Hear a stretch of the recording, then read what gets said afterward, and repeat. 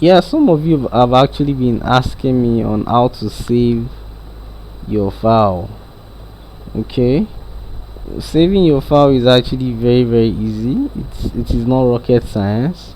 So once you're done with your design plan and you want to save your file, you just come here, save as. If you're saving the file for the very first time, you go to save as, you click on save as. Then once you click on save as, it should bring you to a table here. So once it brings you to this table, look up. As you can see, save in. Save in is actually specifying where do you want this file to be saved. So you click, you specify where you want it to be saved. I always like my file saved to my documents. So once I do that, then you go down and we'll see file name. What do I want to name this file as? So you could name it anything you want to name it on the planet.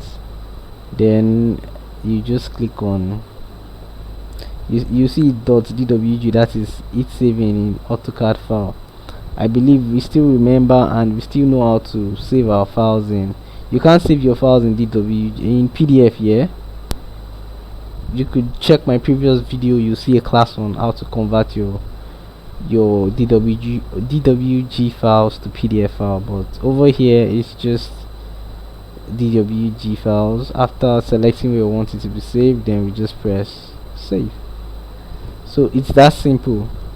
Then always remember, whenever we're done, maybe after saving, they want to adjust, modify, or do some extra work on the project, whenever we're done for the day, like we're done, you could just come here, that is beside save as, you see save. We could just click on save to save the work for that day, or to wherever level we get to. We could just, that is after saving and we still have work to modify, work to do. Once we're done with the next phase of work, we could just come and click on save. We don't need to click on save as again, we just click on save. Then alternatively, we also have a shortcut for that. You can click on Ctrl S. Ctrl S also automatically saves the project for you. Just click on your Control key and S at the same time. So Ctrl S saves the project for you.